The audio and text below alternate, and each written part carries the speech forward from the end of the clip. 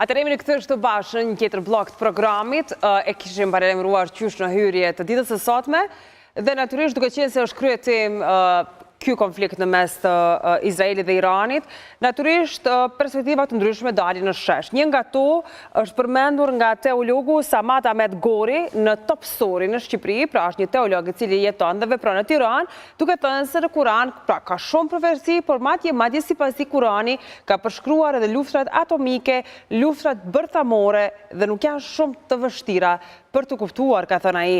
Në këtë botë që po dridhet mbi butonin e kuq, pyetja lind natyrshëm se është kjo ajo që është parashikuar qindra mira vjet më parë.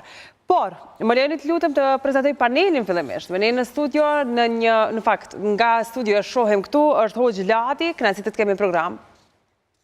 Faleminderit, edhe për mua. Faleminderit, kënaqësi për herë, ndërkohë në anën tjetër Arpër Gashi. Përshëndetje dhe mirë se vjen. Përshëndetje Johona, ju përshëndes gjithëve. Faleminderit. Do të ishte interesant normalisht që këtë diskutim ta fillojmë me juve, zotri Ladi. Hoxh Ladi, sa janë të besueshme gjërat e thëna nga Samat Ahmed Gori në Top Story? Është e vërtetë se një profeci islame thot se kështu do të duket lufta atomike, do të shkojmë nga lufta atomike? Ka dy gjëra. Përshëndetje, ka dy gjëra që duhet i ndajmë, ajo çka thot Kurani dhe çka thuhet në hadithet e pejgamberit Muhammed alayhis salam. Ajo çka thot Kurani kryesisht janë ligje, dispozita, urdhëresa, ndalesa, por nuk flitet në këtë lloj forme, domethënë për luftra bërthamore nëpërmjet Kuranit. Pra nëpërmjet Kuranit në mënyrë direkte, ndërsa zbërthimi nëpërmjet sunetit profetik, haditheve të Muhamedit alayhis salam, flitet për shenjat e kiametit, të cilat ndahen në shenja të vogla dhe shenja të mëdha. Shenjat të mëdha janë rreth 10 shenja, ndërsa të vogla flitet për 50 shenjë, dhe tregon edhe për këtë, pak a shumë për këtë situatë e cila ndodhemi aktualisht, normalisht që flitet edhe për këto forma. Për shembull, një prej shenjave të kiametit është mbledhja e popullit judejve në Palestinë. Pra për mijëra vite, ato nuk kanë jetuar aty. U mblodhën vetëm pas vitit 1948. Pra, flasim për një periudhë të paktën 2000 vjeçare që ato nuk jetojnë aty. Pra, prej kohës së hershme. Atëherë mbledhja e tyre në atë vend, nga i gjithë bota, se po të shohësh për shembull, Benjamin Netanyahu ka në shtetësi polake, është nga Polonia, një pjesë e ministrave të tij janë nga Ukraina, një pjesë e mirë janë nga Hungaria, janë nga Rusia. Por dua të ngrej një paralele Hoxh Ladi nga ajo që është thënë në studio. Pra, teologu përshkruaj një rast kur profecia e Kuranit është vërtetuar shumë kohë më pas. Pra, Kurani përshkruan që faraoni ka mbetur i ruajtur gjatë kohës kur ndodhi përmbytja në luftën e Mojsiut. Në momentin që faraoni sheh se do të mbytej, i thot Zotit: "O Zot, po të besoj ty." Dhe Zoti i thot: "Tani që beson për të ruajtur trupin tënd, unë do të ta ruaj, që të mbetet mësim për njerëzit e ardhshëm." Kur zbriti Kurani në 1400-ën, e mësuam se trupi i faraonit ishte ruajtur. Por, ajo që dua të shtroj si diskutim, sepse ne sot përflasim për programe bërthamore, se këtë na ka thënë në fakt teologu në fjalë se ka parashikuar ky libër i shenjtë.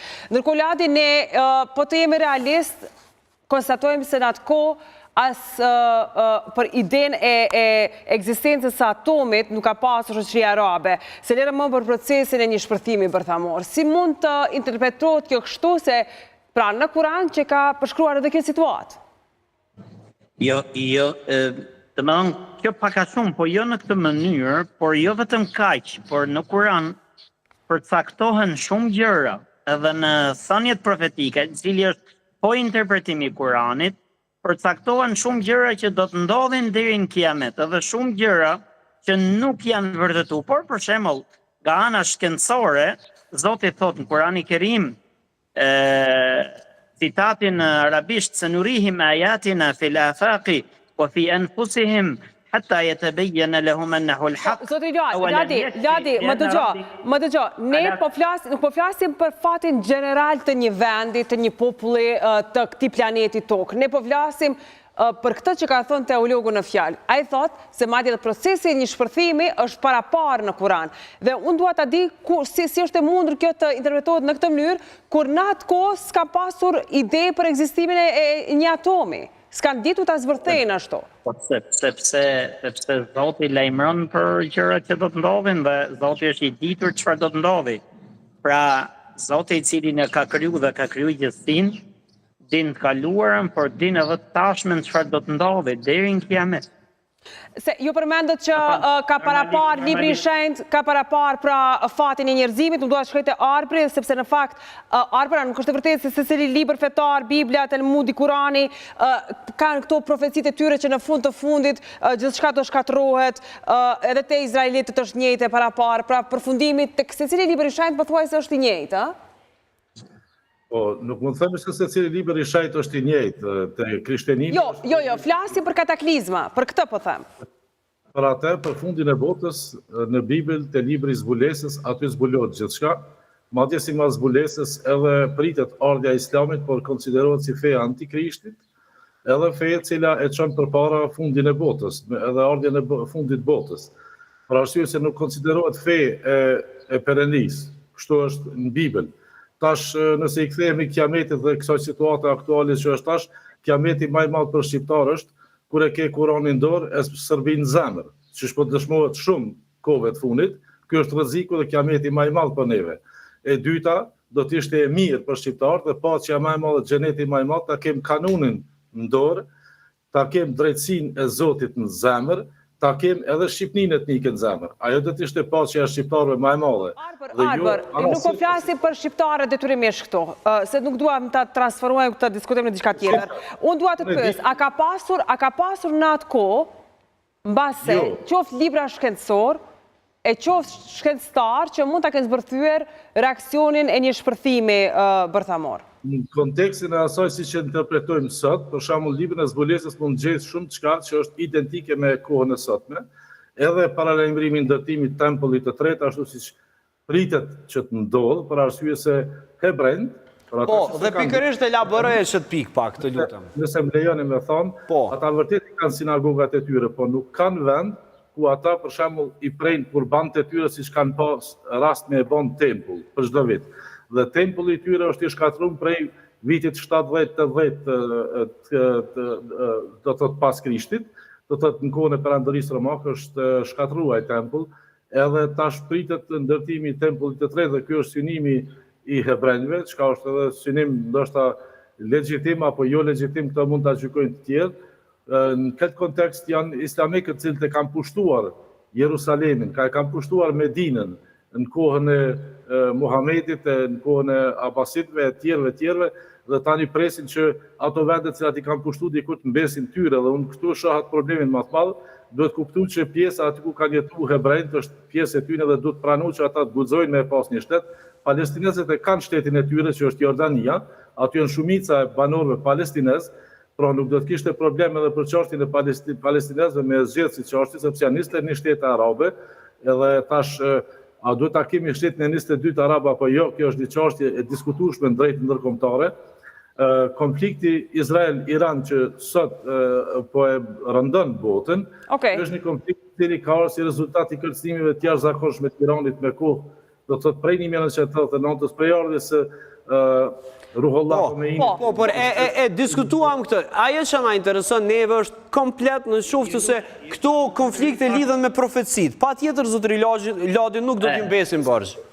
Fillimisht e kam pak replik me Arbrin. Po, e kam parasysh se do doje dili aty. Ai mohon pejgamberin ton. Dhe ai thot me Kuranin dorë dhe me Serbinë në zemër. Po ku është kjo më Arbër, Kuranin dorë e Serbia në zemër, kur sa e sa... Jo, sot t'ja lejojmë këta. Ladi, me të drejtë, po. Ti më shumë, o Arbër, ti më shumë fletë si që fut, se sa si shqiptare, se sa si Hoxh Lati, të lutem, Hoxh Lati dhe Arber Gashi, të lutem, kur i kemi komunikuar për këtë intervistë, ju kemi thënë që nuk duam debatet të tilla, sepse nuk duam të hymë në atë mënyrë. Arber, nuk do doja që të dëgjoj edhe njerë të flisnim kështu, sepse s'është tema fare ajo, ne po flasim për një libër të shenjtë, për atë që ka deklaruar një teolog, me të drejtë ka deklaruar atë që ai e ka interpretuar ashtu, këtë po e flasim. Isën alayhi selam e kemi në zemër dhe e duam fort, po themi është pejgamberi i Zotit. Vetëm këte kemi ndryshim me juve që i thoni birë, i thoni Zot, kurse ne i themi pejgamberi i dërguar i Zotit. Okej, Hoxh Lati, a të kthejmë të lutem në temë. Jo, Arber, mos e fillon nga Islami, filloj nga profetësit biblike, apo qofshin Tevrat, Zeburun, Gjil, Kuran, ku të sheshin, dhe merremi me to. Ai mohoi qartas fen ton dhe pejgamberin ton, ndërsa neve nuk i mohojmë ato. Nderuar Hoxha, Po, Islami ka tolerancën, zotri Lati, kështu që e krejt në rregull, në qoftë se nuk i mohon askujt asgjë. Po, zotri Gashi, patjetër. Lati, unë po të përgjigjem në mënyrë të qetë. Ne nuk besojmë që Isa i Kuranit është Jezusi i Biblës. Pse? Do më të dham përgjigjen. Lexoje Kuranin. Aty shkruan që Meremja është motra e Harunit. E Haruni ka jetu 1000. Arber, e kemi në plan një diskutim të tillë, më beson. Besom që e kemi një plan një diskutim të tillë. Pyetja thelbësore këtu është kështu. Arber dhe Hoxh Lati, a mund të shtroj një diskutim të lutem, sepse do të flasim edhe për origjinat e thella dhe etimologjinë për gjitha këto. Ajo që dua ta dëgjoj nga Arbri, a ekziston një pa dashur ta minimalizoj në asnjë mënyrë, por shpesh ne gjejmë në media, në deklarime publike, interpretime se të zëmë librat e shenjtë kanë parashikuar gjithçka. Saqë ndonjëherë të tingëllon sikur në folklor se të zëmë kise edhe kompjuteri është i parashikuar në librat e shenjtë, e gjitha këto shkruhen aty. A është kjo një egzagerim, Arber, pa përmendur specifikisht religionin, po flas për librat e shenjtë, siç më dëgjova nuk përmenda fare asgjë. Nuk e konsideroj egzagerim, unë ma shumë e konsideroj dijen shkencore që të manget që është dhënë gjeneratave gjatë 2 shekujve të fundit, nuk është egzagerim. Ata që kanë lexuar vërtet librat e shenjtë, si që quhet ju, ata gjejnë shumë çka dhëna aty për qytetnime të cilat kanë qenë më të zhvilluara se sa ne sot. Pra nuk mund të themi ne që jemi qytetnimi vetëm dhe më i arritur i këtij universi. Nuk mund të apohojmë një gjatë tillë. Tash vetëm merreni parasysh fizikën kuantike dhe aty gjeni shumë përgjigje tjera të cilat bota e sot me shoqëritë e sot me dimensionin jonë në cilin ne jetojmë. Atëherë bie se ju i besoni komplet kësaj çështje. Unë besoj që ka edhe dimensione tjera në cilat koha hap. E qartë, dhe ta diskutojmë Arber para se të dalë tek Hoxh Lati, ta diskutojmë në këtë formë, pra, sipas besimit profetik. Çfarë do të ndodhë realisht? Do të preken pullat e kuqe apo jo, Arber? Atë është në televizion bas. Ato pullat e kuqe, shife, problematika e armëve bërthamore është sepse ato deri më tash janë konsideruar të kontrollueshme, megjithatë ato nuk janë të kontrollueshme siç besojnë njerëzit. Prandaj edhe krijimi i strehimoreve për kaca adekuate në shtetet përkatëse. Sepse Arber, ju filluat shumë mirë, ishit duke treguar për ndërtimin e të tretës, si quhen ato, pra që i kanë 3 tempuj që i ndërtojnë, tash tentojnë ta ndërtojnë tempullin e tretë, hebrejt. Në Jerusalem, po bashkë aty ku ndodhet sot. Dhe pikërisht të lutem se ishte duke shpjeguar shumë mirë këtë citat, pa u marrë me muslimanë me kërkën. Na tregoj saktë se çfarë presin ata të ndodhë në këtë moment, dhe pastaj diskutojmë edhe me Hoxh Latin nëse kjo është çështje e tregimeve profetike. Fikron, edhe unë nuk besoj në ato që besojnë hebrejt. Do duhet kuptuar, ne besojmë daras nga ajo që besojnë hebrejt. Sepse ata nuk e besojnë dhjatën e re, ne e besojmë dhjatën e re dhe fjalën e Krishtit. Kjo është e qartë. Po, a janë duke besuar ata se kjo është momenti i ngjalljes së antikrishtit. Ne e dim se në këto momente kur po bisedojmë në ti, ata e kanë edhe një person që e ka një emër që s'pun kujtohet. Sipas Biblës, tempulli i tretë do të thotë edhe ardhja e antikrishtit, atij që premton paqen e përhershme, atij që premton gjithçka, po fundja do të del diçka krejtësisht ndryshe nga premtimet e tij. Dhe kështu përshkruhet në Bibël.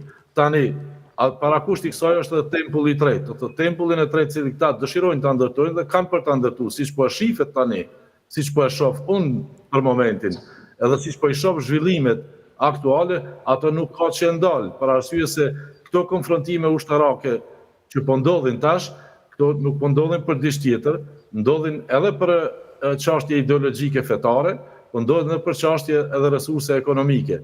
Pra ndryshimi ka me qenë i madh, e kam thënë edhe vitin e para, një viti gjysmë para se të filloj lufta këtu në emision të ju, që do të kemi luftë, edhe lufta nuk ndalet, besoj deri në vitin 2030, dhe këtë nuk po e them nga mendja ime, por nga dokumentet cilat vërtet nuk kanë qenë të qasshme për opinionin publik, po cilat fati edhe i kam lexuar dhe kam pas mundësi me i konsumu, po them aty për aty, pa pas mundësi për me nxjerr jashtë. Por Arber, a është ky momenti?